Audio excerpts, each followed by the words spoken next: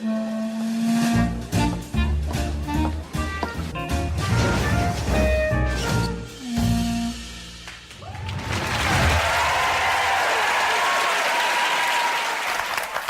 I'm Davies, and this is As Yet Untitled. It's a conversation between four guests and me, in which we will try to come up with the title of the show.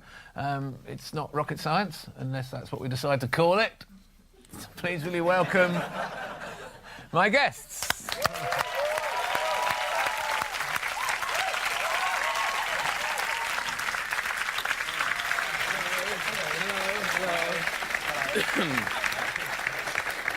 Hello, everyone. So now let's introduce you all. Shappi Khorsandi is here. Shappi Khorsandi has been bailed out by Nanny McPhee. Shappi's here.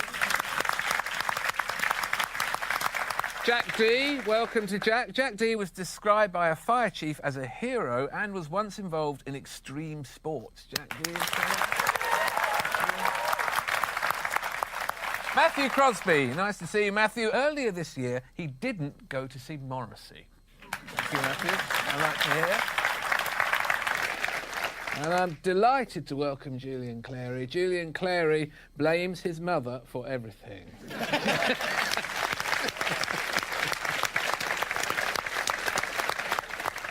So, welcome one and all. Julian, your poor mother. Why is that? Well, she's a great influence on my life and a lovely woman, don't get me wrong.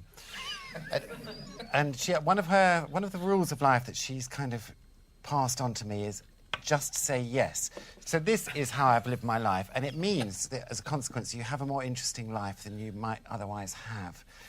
Except, in the early 90s, when I was a lot friskier than I am now, I was in a nightclub in New York called Cock, which... Picture the scene.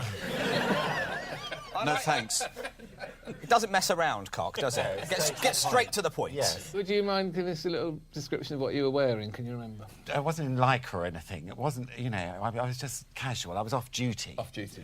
Off-duty Cock. Yeah, and there was a man trying to pick me up in this club, and I was having none of it. It wasn't to my liking. And then I went to the toilet, and there was a queue. And I was in the queue, and the man behind me tapped me on the shoulder, and he said, "Would you like some of this?" And a little mirror with some white powder on it. Well, you know, it was the early 90s. I was working in television. I was no stranger to cocaine refreshment. Everyone was on it then, even the newsreaders. And I thought, well, this won't go well. I probably shouldn't. But I thought, well, what would my mother say? I thought, well, she'd say yes. So I said yes. And I snorted this not over-generous line. And I realised as soon as I'd done this that this wasn't cocaine as we know it. It was burning at the back of my nose. And I said to this man, "What was that?" He said, "Oh, it's crystal meth." And crystal meth... Phone your mum. I mean, it makes you very, shall we say, uninhibited. And I realised I'd been groomed by this man. He'd sent his friend along because then he was able to approach me. Well, they were working in tandem. I was more receptive. And I went off with this man, and I'll just jump ahead 3 days. Please don't. No, you don't want to know. Oh, we do. I came to in a multi-storey car park. Oh, wow. In Harlem. Oh, what bad luck, Julian. Well, there is... You know, you go to a club, go to the toilets and have some drugs with someone you never met before, and then all hell breaks loose. Wasn't what I was expecting. Were you in a car? I was near, shall we say, an open boot. Were you? But there's a sequel to this. Okay. Would you like the sequel? Yes, please. Does it have a happy ending? This is getting quite dark. Well, you have to fast forward a bit to now. Well, no, about 5 years ago, where I'd cleaned myself up. I don't take drugs anymore. I don't drink. I don't smoke. I very rarely breathe. And I live in Kent in the country now, where nothing much happens. And I was writing one of my lovely books. And I had terrible writer's block. And then I had this car screech to a halt just down the lane where I live, where nothing ever happens. And then police sirens. And this is very exciting. So the next day I walked the dogs down the lane and I could see the tyre marks there into the ditch where this car had turned over. And as I walked past, a little bit of white folded paper caught my eye in the ditch. It was a little bit of paper in one of those little mini cellophane envelopes. So I picked it up and went for a walk in the woods with the dogs. The neighbours had told me that noise was some ne'er-do-well youths from Ashford who'd been joyriding and crashed their car into a ditch. And then the police had come, and I thought, well, obviously, they ditched their stash when they heard the police in this ditch. Right. They literally ditched their Yes. stash. I then picked it up and had it in my hand. And I thought, well, because I've got writer's block, maybe this is God's way of helping me through it.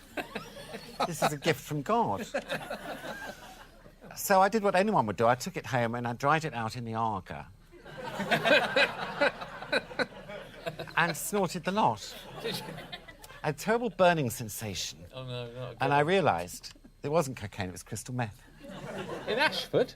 I know. And which car park did you wake up in? Tunbridge Wells. So things are going up in your life, yeah. Now, Jack, tell me about your involvement with extreme sports, because I've known you a long time, and you don't strike me as either sporty or extreme. Well, I'm a terrible one for wanting to have a go at things. Yeah, I know I'm bursting with enthusiasm a lot of the time, and that's that people find infectious about me. But I, for a long time, have been observing this thing on the beach where people have kites and they go on surfboards with it. It's called kite surfing, and I had to get involved. I had to have a go, and so I paid for lessons. And well, I mean, if you were to take two really complicated hobbies and put them together, that's what you've got with kite surfing. Because I actually can't surf anyway, and I hadn't really properly flown a kite, to be honest. Do you not start on the sand with a board No, on you wheels? you start in a park. Oh, do start you? in a park with a kite, which is really disappointing. And so we did that to begin with, and then you progress to the beach, and then you do it standing on a surfboard on the sand, and do that, and then you get the kite out again and see if you can hold the kite on the sand. And by then I was desperate just to get on with it and have a go. So he said, well, what we'll do is the first thing is dragging. And so you get out into the sea when you're about up to here, then you get the kite going and you let the kite drag you through the water. So that's kite drowning. Yeah. Was this recently? Yeah, it was quite recent, yeah. Because I've, with my kids, you know, one of them particularly, she wanted to have a go as well, so she joined me. How old are your children now? Well, my kids are now between 16 and 22, okay. So it was Phoebe was doing it with me, and I think she was 17. So I got into the position where I was meant to standing in the water with a kite, and he said, right now, position the kite so that it'll pull you. And I did this, and I was taken across the water, like just horizontally with this kite, horizontally. Are you in a wetsuit or something? No, because it was meant just in a suit. We weren't, as always, yeah. We weren't supposed to get really, I mean, you know, that deep into the water. It was a hot day. It was going to be fine. It was trunks were the order of the day. Where was this? Where did it happen? Down in West Sussex. I was being pulled along for what must have been like a half an hour, and all I could hear was this instructor running along, trying to keep up, saying, you know, pull the emergency thing to get to release you from the harness, and I couldn't do that. And what happened then was that instead of being dragged along on top of the water, we took a detour, and I ended up going up onto the beach, but still horizontal. So I wasn't able to get up, and it was a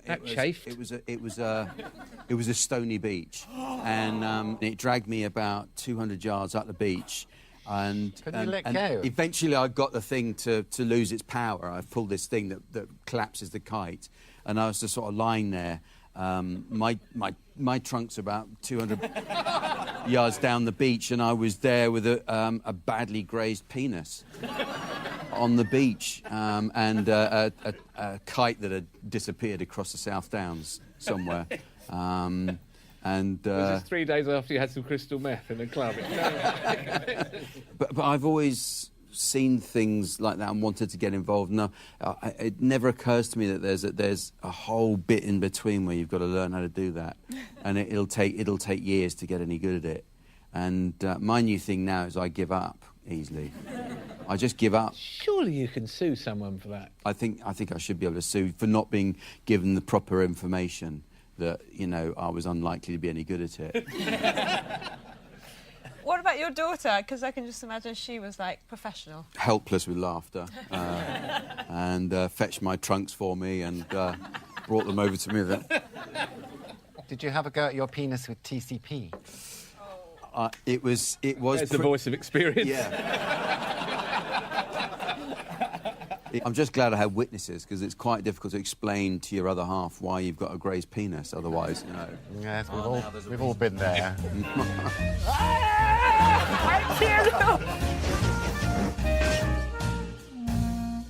You can watch the rest of this episode on UK TV Play. And now for some extra stories that didn't make the show.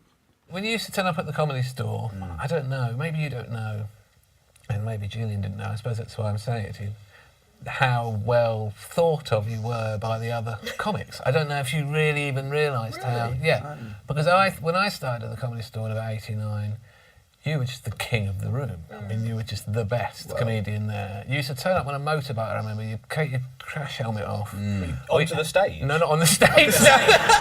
Like Judas Priest or something. No, Andrew Dice Clay. He used to lower it down. He used to put his crash helmet off, and all his hair was everywhere, and then he'd had a jumper on, and he looked really hacked off, and then he'd go on and he'd say, I really hate fat people. Always hungry all the time, so, and then I really hate thin people, and then he hated everybody, and it was absolutely hysterically funny. I used to wear the motorcycle helmet was when I started out at the Comedy Store, and as we've all experienced, dying a death down at that club and many others, but that one was where I actually started, a Comedy Store, because I didn't realise there were other clubs apart from anything. So I put myself through this torture every Friday night of going on at 2 a.m. and being booed off. But the motorbike helmet was what saved me, because I'd keep it in the dressing room. And do you remember the old Comedy Store? You have to walk through the audience to get out afterwards. Yeah. And you know, I'd get booed off, and I thought, I now got to walk back through the audience. Go, yeah, it's me. I'm an arsehole. I'm here every Friday, me. But, and I used to put my helmet on and walk out, and just like say I've just delivered a pizza or something, and people would just not even know it was me. It was just my way of escaping without being seen. I might try that. It's hard to imagine you're not going down well. But it's funny, when you start doing comedy, you feel like there are people who are in your year and there are people in the year above, almost. Yeah, Did you have that feeling? Oh, for sure, absolutely, yeah. Mark Thomas had started, and Kevin Day, and I think Sean Hughes, they were all kind of a year above me, and so you kind of aspire to do what they're doing. And, I remember that never goes away. Not That quite, never doesn't it? It's a quite funny goes thing, away. isn't it? And I was talking to Mark, who does a warm-up on this show, and saying how exciting it is, because we as a comic still feel really new. And like I'm in this class and then like working like with the big kids. It's really exciting. I remember being in the Comedy Store with Arthur Smith and Paul Merton, and it was like the sixth formers. They were having a joint. Arthur was pissing in the sink. It was like really was like sixth formers. They gave you a wedgie. You know that Joe Brand is someone that I can't hold myself together around to this day, because I just worshipped her. I used to always go to this comedy club called the Fortnight Club religiously every fortnight. I started the Fortnight Club. No, you know did that? not. Yeah. Really? Me and Jenny LeCote. Finnegan's Wake. Yeah. Oh, wow. Oh, my God, can I touch you? But I went there and I didn't smoke. And you could smoke then in comedy clubs, but it was my way of going up to talk to Jo Brand. So I'd like be 16 and go, hello, can I have a cigarette? And she'd like give me a cigarette, like, you so don't smoke, because I'd like try to. And then I was at the O2 doing a charity gig with her, like fairly recently, and it was still like she was in the dressing room just going, anyone mind if I smoke? And she lit a cigarette, like now, post-ban. And I was like, you are such a rebel, you're just a hero. The sports you've done? Tennis, but I've given that up because Did you fall? I got hit in the face a couple of times, but I just thought I had a lot of lessons in tennis, and because I mean, if there are a lot of people who play tennis in the business, so I thought I can meet up with people during the day and play tennis with people that we know, and so I tried to get involved in that, and I had tennis lessons forever. All I did was got good at tennis lessons, and then. And I'm quite good with an instructor who's hitting the ball where it's meant to go, so you can hit it nice backwards nicely. But then you go and play with someone like Jonathan Ross, who's just got a Greg Rosetsky type serve, and that's the end of the game. I can't possibly return that. It's just absolutely pointless. And he's not the sort of person who's going to back off his serve. He doesn't take any bit. Prisoners. He's not going to. He wants to win. Yeah, he wants to win. Profoundly competitive. Exactly. Man. And. So I gave up, and I feel so liberated. Because we're supposed not to ever give up. We're supposed to, if at first you don't succeed, try again. No, it's just rubbish. It's bullshit. This is bullshit. So my mum's motto is, why bother? That's what I was brought up with. Car park. Have you? Sort of the same thing. It's not, actually, it's the exact opposite. It's not at all. How did that happen? How did you get lost in a car park? Because I have been lost in a car park as well, so I'm just wondering. We don't want to trample each other's stories, of course. Comparing, there's no weight on it. I mean, it's not a big deal. I was a little kid. You do yours first. Okay, yeah, that's sort of what I was doing. No, I was a little kid, and I was pretending to be a kangaroo. Mm-hmm. A little kid. 17, 18 years old. As a little kid, I was pretending to be a kangaroo, and I was hopping along, and I hopped into a lift. The lift doors closed. I hopped away from my parents. The lift went to another floor, and I stepped out, and I was in a car park. Oh. And my poor parents couldn't find me. But it didn't matter. I was a kangaroo. I was very happy. Did they actually look? No. Never seen them since. That was the last time I saw them. Do you know what? I never had... Right. Have you ever had that thing where you go out with somebody that has the same name as an ex? Like say if you went out with someone called Julie, and then they had the same name. Like I went out with a guy called Tony, and then I went out with another guy called Tony, and then sometimes you call the actual boyfriend Tony, but you mean the other Tony. Oh, you've got two Tonys in your phone. And it's really awkward. Because I go Tony, and then I Tony go, oh, sorry. And they go, why are you sorry? Oh, because I accidentally called you by my ex's name. No, you didn't. You called me by my name.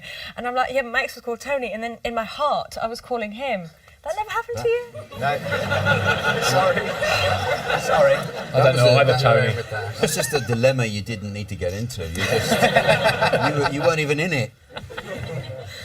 A child going into a lift is is a horrible thing. We didn't hear Jack's story. Oh, getting lost in a car park. I got lost in the motorway service car parks. Went in for a coffee. I was driving to a gig on tour. I was with Jo Brand, and not a multi-story. It's her fault as well. Is it her fault as well? It was a motorway service, and it was one of those. And we were an hour and about to call the police. In fact, we told security that the car's been stolen at your service station. That's what's just happened. That's why we're wandering around like this. And he said, are you sure you didn't park it on the other side? Only a lot of people come in, have coffee, and then walk out the wrong side. They are identical car parks. And I said, oh, I very much doubt that's happened. Walked out, and that's exactly what had happened, yeah. So I didn't go back and explain thanks. Yeah, that's Joe's fault. And then there's this kid who was dressed as a kangaroo, bouncing around. I went flying off my bonnet as I left the car park.